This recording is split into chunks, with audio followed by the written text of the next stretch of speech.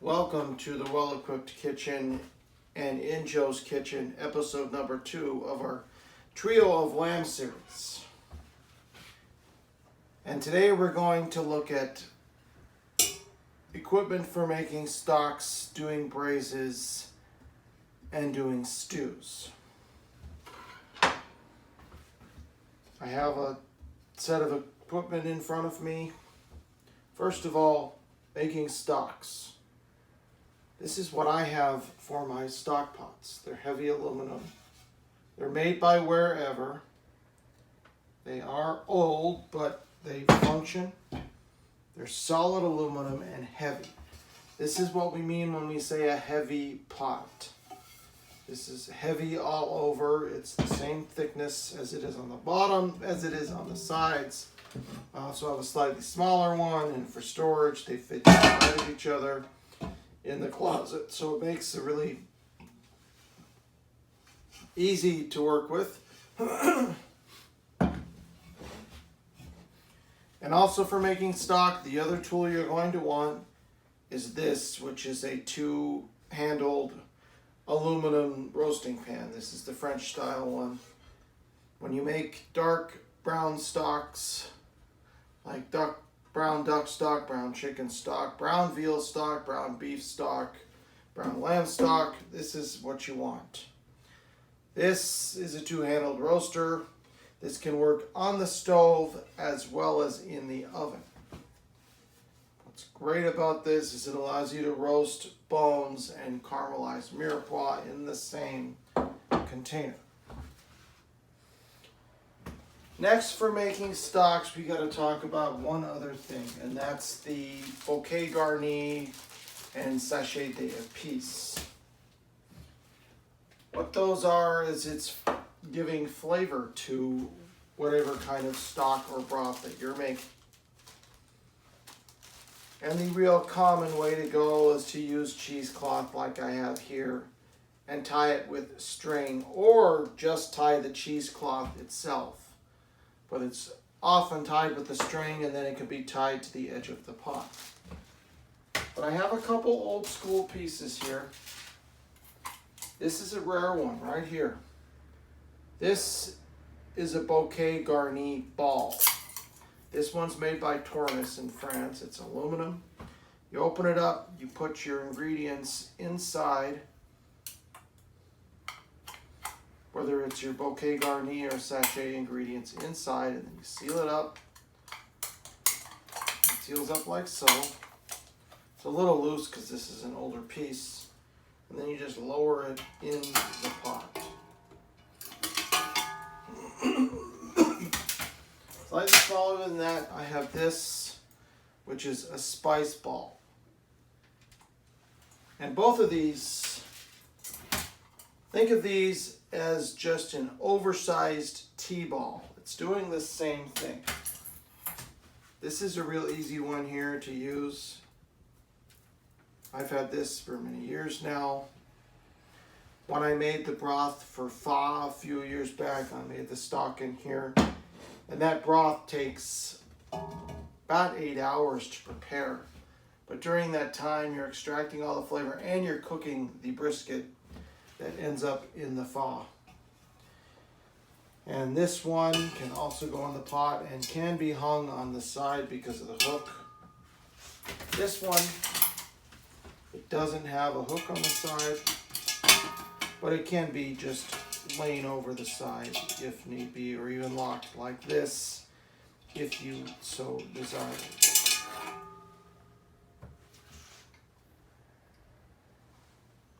And those are the bouquet garni balls. Next, we're going to talk about braising and stewing. For me, braising and stewing is similar. I think a stew has just a little more liquid than a braise. But many things that are braises, that are stews, are actually braises.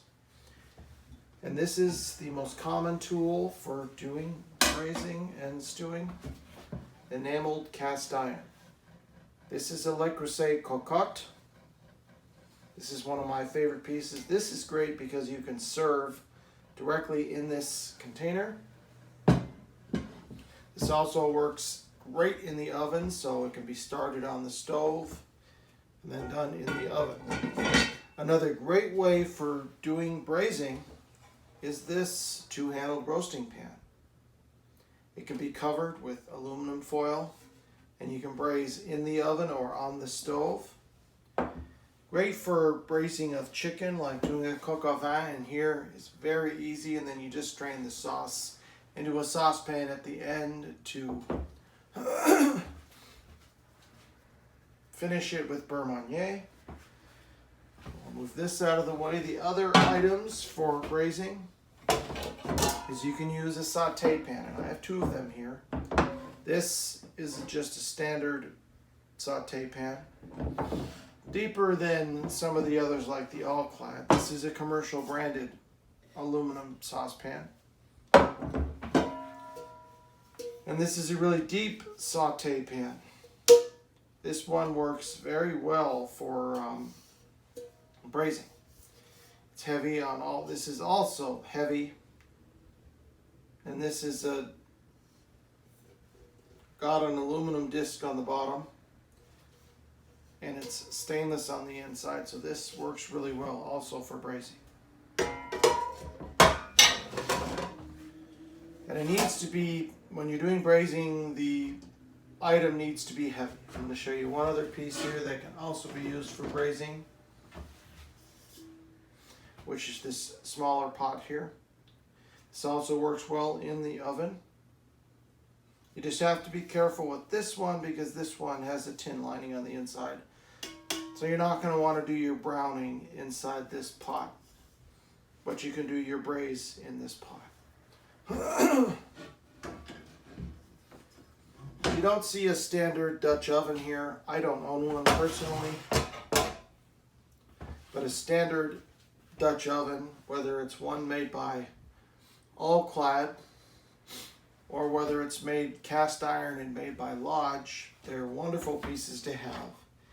And if it's made by Le Creuset or Staub or Emile Henry, the technical name is French oven because it's a French piece. Or cocotte. You can also call it a cocotte. Or round oven, as they like to call these. Also is round oven, which is another name for it. But they're all great for doing braising and stewing. Especially because they're heavy, you can do the searing right inside, and then you put your liquids on the inside. This one doesn't have as much surface area, so you would have to do batches for your braise, brown your meat in batches, and then return it to this pan. Or brown in it, excuse me, or brown in a skillet, and then return to this pan and proceed. That's a little about stocks, pots, and braising and stewing vessels. When we come back, we're going to be making lamb stock. I will show you how to do that next. I'll see you in a few minutes.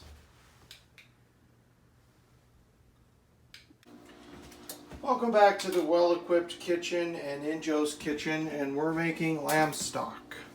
And I'm going to explain to you what's going on here. This is lamb trimmings. All the trimmings from my rack of lamb that I cut out, and I took off all the excess fat. So this is the lamb trimmings. I also have here 2 lamb neck bones with meat on them. We're going to put our neck bones and our trimmings in this pot. And what I did with these lamb trimmings is I turned the oven to 450 degrees, and while I was preheating, I put a little vegetable oil in the bottom of this pan on the stove, and I started them on high heat until they were sizzling. Turned it down to medium and let them start to brown on the stove, and then I transferred them to the oven and let them go for 20 minutes in the oven, which gives them this nice brown color. I put them in this pot. get it all out of here. We're getting nice fond in the bottom. So next process, we're going to put into our pan here our mirepoix, 50% onions, 25% carrots, and 25% celery. Okay. That goes in this pot. We're going to give it a toss around to get it coated with the fat.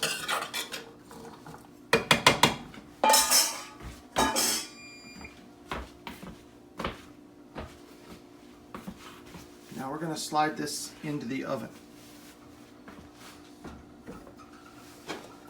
because we need some brown color here on our vegetables. So we'll slide that into the oven, and we're going to let that go 20 minutes in the oven so that the vegetables get some caramelization. I'll set my timer here.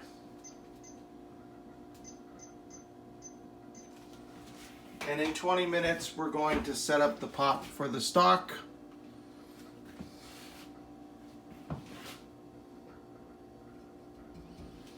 So we'll be back in 20 minutes. Welcome back to the well-equipped kitchen and Injo's kitchen. This is our vegetables, our mirepoix that we roasted. After about 10 minutes, I turned on the broiler and let it go for another 10 minutes just to get some browning on the top, because we want this brown color here.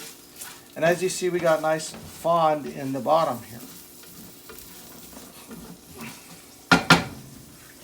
First thing we're going to do is we're going to start to remove our vegetables into the pot, which I have added 3 quarts of hot tap water. That just helps speed the process. If you're doing chicken stock,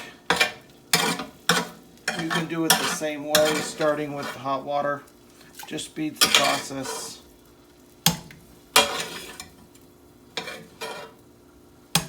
So we've removed pretty much all of it now. Now what I'm going to do is I'm going to take another 2 cups of water, and we will hear a sizzle, which is important here. And then we'll take our rubber spatula, because we need to dissolve all this goodness here.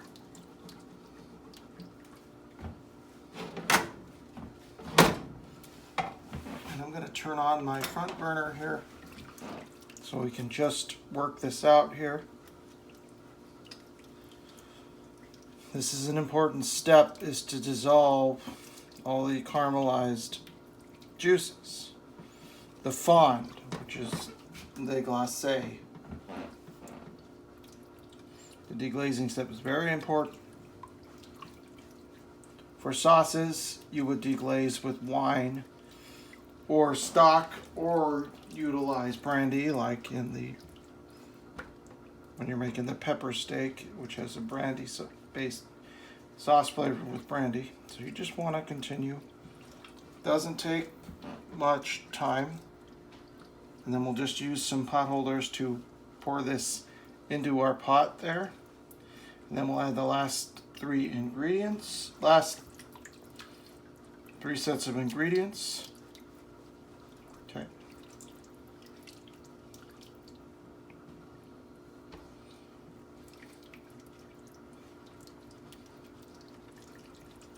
Okay. And I used hot water again when I deglaze this, because you don't want to slow the process down. Okay. Turn off my burner now, because we're good enough. Grab my pot holders and we'll just pour it into the pot.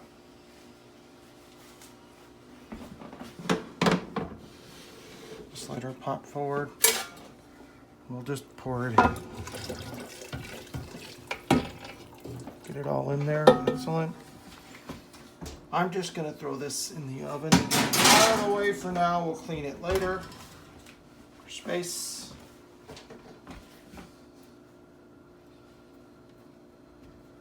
Nice little piece of onion there. Now we're going to turn on the burner to high. And we're going to add here, I have the skins of the onions as well as leek greens. And it's important to put the skins of the onions in there because they're going to help contribute color. I have about a half cup of tomato juice. You could also use a couple chopped tomatoes if you like. I just think the tomato juice works easiest with this recipe because we are going to reduce in traditional beef and veal stocks, the brown variety. You put tomato paste onto the bones itself when they're roasting. And now here's our sachet d'epices. I have some parsley stems and sprigs, bay leaves, fresh thyme, peppercorns, and about 6 cloves. I'm going to place it in the pot here. And now, we're going to bring this to a boil. It's going to take time to get to a boil, and it's going to go faster to a boil. Once it hits a boil, we're going to turn it to a moderate simmer. It's going to simmer at a moderate temperature for about 4 hours. We want to get this to reduce down by half. And it doesn't need to be on the real slow percolated simmer. Moderate simmer is perfectly fine for this recipe here. And we'll come back in 4 hours and take a look at it, and then we're going to learn about braising lamb. So we'll see you in 4 hours. Welcome back to the well-equipped kitchen and in Joe's kitchen. And here is our lamb stock that I have strained. I've put it in the pot here because we're going to use it for our lamb braise. And what we're going to do first is, while this is heating up here, got my deep saute pan here filmed with avocado oil. So we're going to brown our meat. And this is our meat. This is our lamb shoulder. This is it's not a whole piece, it's 3 shoulder blade chops with the bone, because the bone adds wonderful flavor. And when this is hot, we're going to put this in here. We're going to do the braise on top of the stove fully. Okay.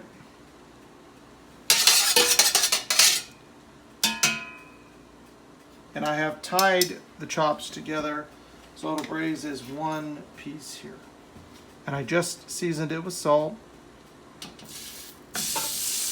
There we go. That's what we want to hear. It's nice. It's a nice sear. And we're going to let it brown. I'm going to leave the heat on high for now. For the other ingredients for our braise, we're going to use a matignon. And the matignon is mirepoix that starts with the addition of bacon, salt pork, or ham. I have one rasher of bacon here that we're going to use. And then I have my mirepoix, carrots, celery, onions, plus a leek that's been chopped up. And in addition to that, 1/2 of a Braised apple, because we need to add a little fruitiness into this. And then I have a simple sachet here made of bay leaves, parsley stems, peppercorns, and thyme. And we have some salt to begin with. And we're going to deglaze with a little brandy, and then we're going to put stock in there. We just got to get this well browned on all sides. Okay. Get it flipped onto the next side here. There we go. It's important for the browning step in this process. It gives you all the flavor when you brown the meat well. And I'm going to turn it down just a hair because it's really hot right now. Okay. Then once we get it browned on all sides, I'm going to pull it out. And I'm just going to stick it back on the cutting board until we're ready to add it back in here. Okay.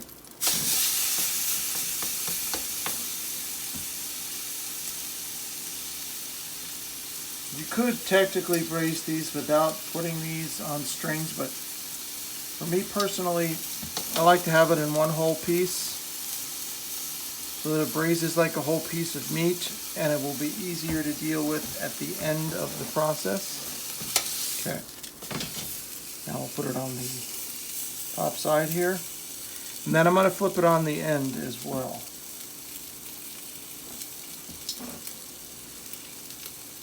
and our stock is hot. That's very important for ease of cooking, is to have your stock. If you have to make a soup that calls for water, either add hot water from the tap or bring your water to a boil and just pour it in, and it works a lot faster. We're going to keep going on that, give it a press. And this is going to braise tender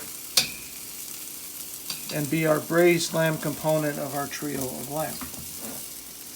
Next, we'll stick it up on the end here, and we'll hold it in place. I'm going to turn my fan on here just for the moment while we're browning here. Okay.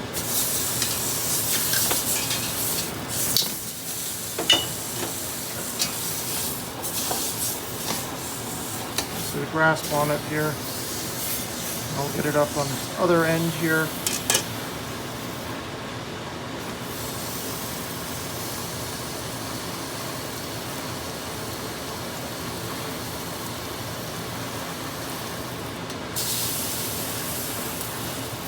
Now I'm going to slide it to my cutting board.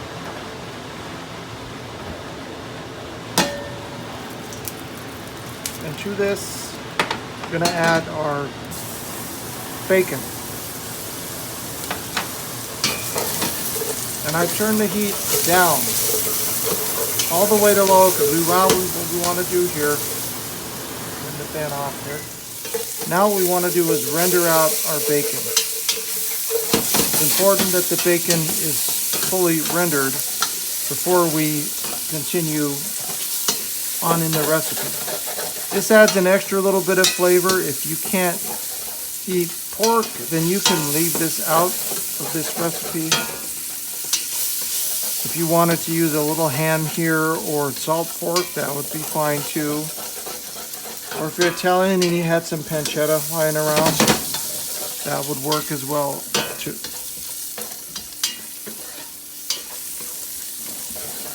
It's important to brown the bacon first.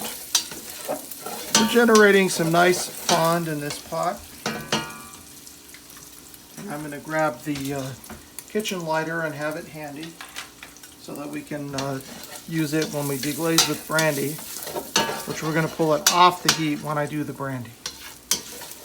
We're not going to put a lot of brandy, just a little bit. It just adds an extra little bit of flavor in there. Okay. Now that that's tender, we're going to pour in our mirepoix and our leeks. And we're going to season at this point with a little salt. Important to put a little salt in at this point.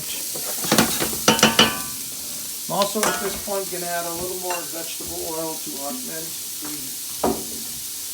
fat that was already in there, just a touch more.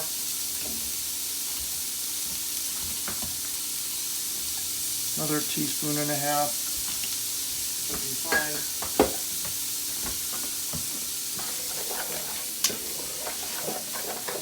And for this, we want to get some color on these vegetables. So we're going to turn the heat back up now. We want to get nice color on these vegetables. And we want to get them cooked down. Partway through the process, we will throw in our... I'm going to throw in the bay leaves now, along with our vegetables. And I'm also going to add the thyme. And then we'll just put the peppercorns and the parsley stems and sprigs in before we add the lamb back in. Just continue to stir. And we're just going to let this sit.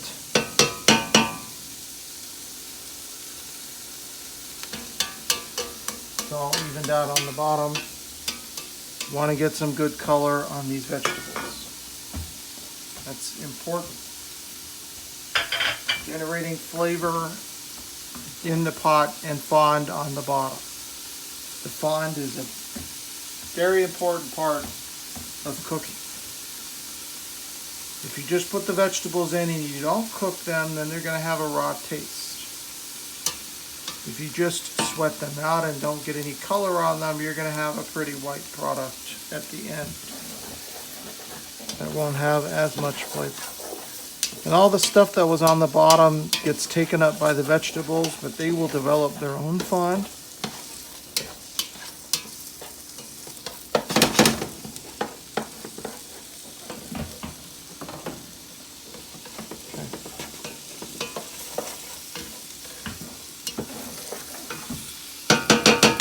And we're using the tool we looked at in our previous episode of Trio of Lamb. This is our silicone mixing paddle actually. It's perfect for jobs like this working at the stove. But also, as I said, it's great for, as you saw, mixing the sausage meat. Okay. We're starting to get translucent, so we're going to go ahead and add our Braised apple into the pot.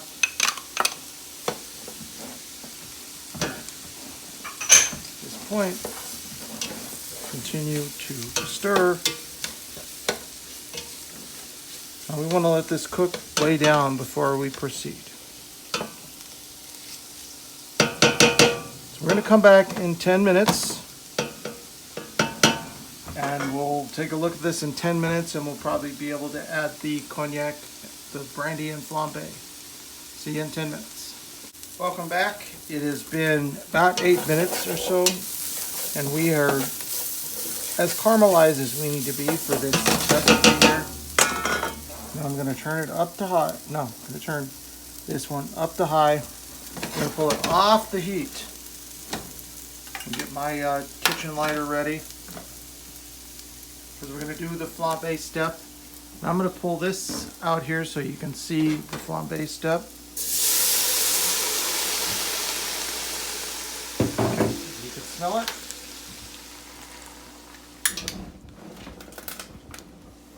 You can see the flambe step, and I have it off the heat. You just have to be careful when you're flambeing in a kitchen like this. And the brandy is going to add that extra little bit of flavor in there.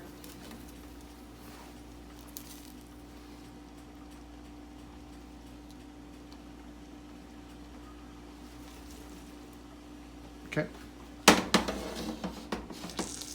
Now we can slide it back on the heat.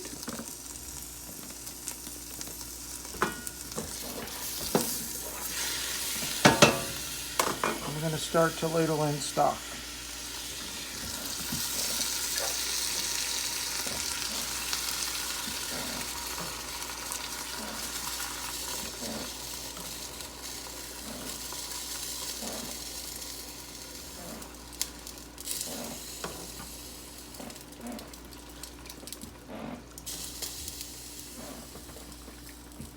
Okay, now I'm going to get our meat.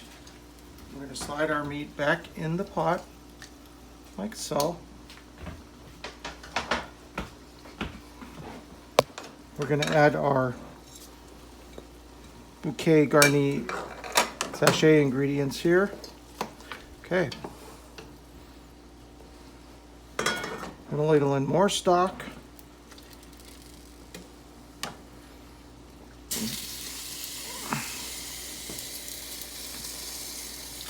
Okay, I'm going to leave it like that for now.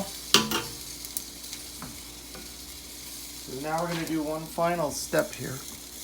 And I'm actually going to take one ladle of stock and put it in my pan here. Because we're going to add the last ingredient into this part of the recipe.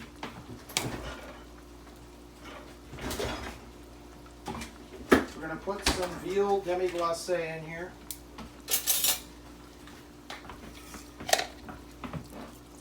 We're going to put maybe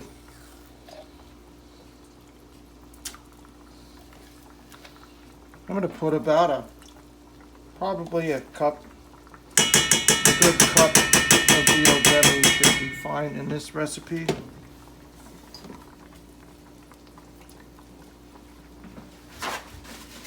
Wipe off here. I'm going to put about a cup's worth of demi in here.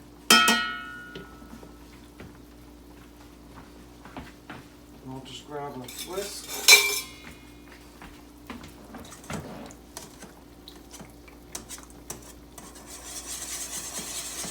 And we'll just start to whisk it here. We just need to dissolve the demi back, that melt the demi.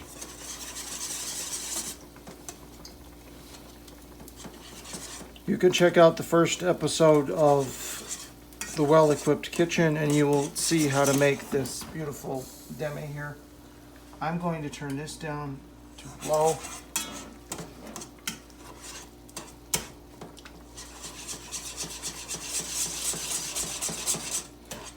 I'm going to add a little more stock, hot stock in here with our demi so it can get dissolved. The demi is going to be the only addition that's going to give a little thickening to the eventual sauce and the braise itself.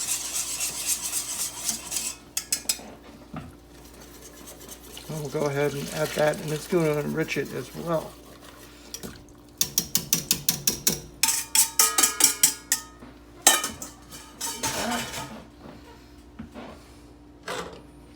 I'm going to put just a little more broth in here. Now, you go ahead, and I'm going to bring it all the way to the top. And now we're going to turn this on high, actually, so we can bring this, we need to bring all of this braise to a boil. I'm actually going to put a little more salt in now while we're here, and then we'll check it at the end. But this needs to come to a boil, and then once this hits a boil, we're going to cover it, partially cover it, and let it cook on low heat for a minimum of 2.5 hours until the meat pierced with a fork is fork tender.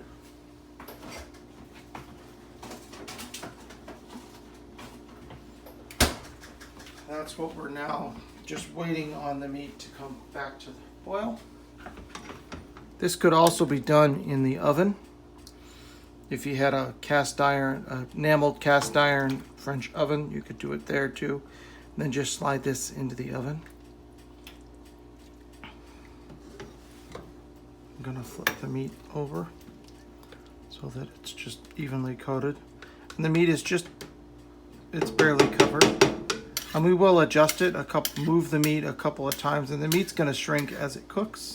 This will take about 4 hours to cook. About 2.5 hours to cook, and we'll check it at that time.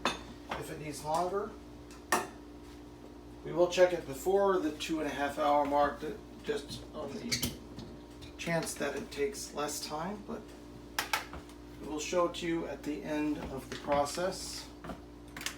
And I'll show you how to strain out the sauce itself and all of that goodies. We're just waiting on the boil here, and I'll grab a lid. I think it's going to be this one here. That's this one. Got a lid that fits. Needs to hit a full boil before we turn the meat. Don't bring it to a full boil, then it's just going to be, you're going to have problems because you didn't get it to a full boil. It's just going to percolate. You need to get it to a full boil. When it comes to a full boil, then it's going to be at a proper, then you drop the heat and it'll be at proper simmer.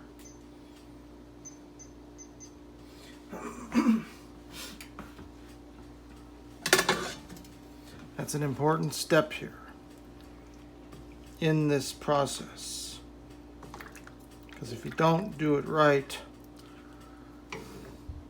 there's a chance if you don't do it right, if you miss one of the steps, then it's just not going to taste the same. And it will take longer. If you don't bring this to a boil, this is going to take longer. So,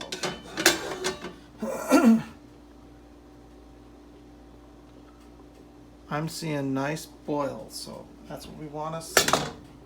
Take our lid, mostly covered. We'll turn the heat down to low. To 2 is fine. And we'll start our timer. 2.5 hours. We will check it in an hour. Then we'll check it at an hour and a half, 2 hours, and then 2.5 hours. And if it needs to pull out earlier than that, it's totally fine. This is going to percolate now. We'll be back in about an hour and we'll check on it together. Back to the well-equipped kitchen and in Joe's kitchen. And here is our braised lamb. I have pulled the lamb out here. This is the lamb. Pulled it out. Partway through the process, I reintroduced the neck bones from when we made our lamb stock so we could add that extra bit of meat in here. And I let this cook an extra hour, so it went a total of 3.5 hours. We're now going to actually strain our braising liquid, which will become the sauce tomorrow. And what we're going to start with, we're going to start by, we're going to use a chinois and just go little by little. And this is nice and wonderfully concentrated. And I'm going to give it an actual taste at this point. I'm just going to pour the rest of it.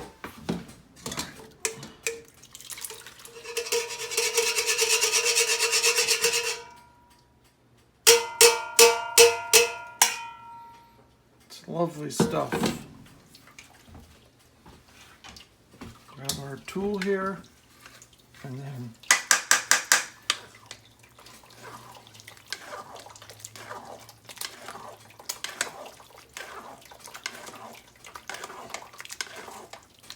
because we don't need a lot of sauce.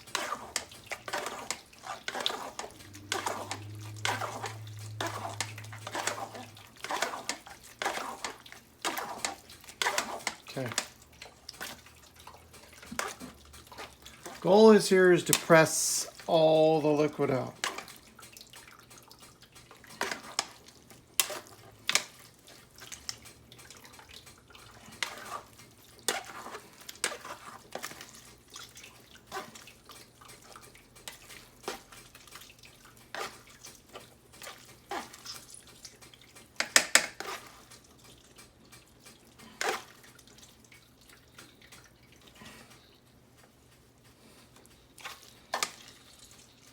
Okay.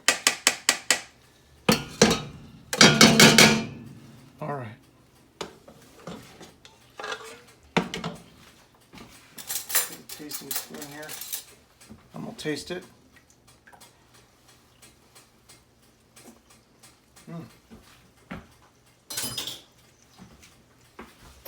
It's delicious.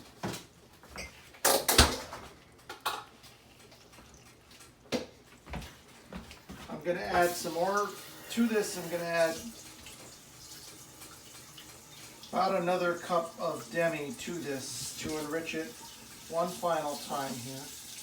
And I wanted to wait to add the demi until after the lamb was braised because I didn't want to have too much liquid in there. We're just going to put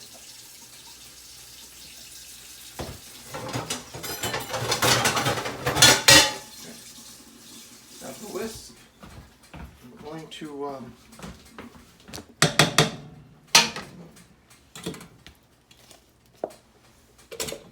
going to add the remaining cup of demi that I had left over from earlier.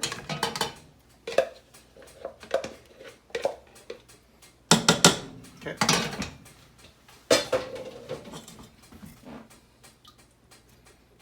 We're just going to leave it in here to melt.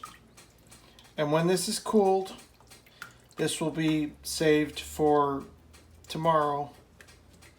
And we're going to make the sauce tomorrow. Just want to get this demi dissolved. that is all for this episode. In the next installment of our Trio of Lamb series, we're going to be in the well-equipped kitchen and in Joe's kitchen, and I'm going to show you how to make gratin dauphinoise.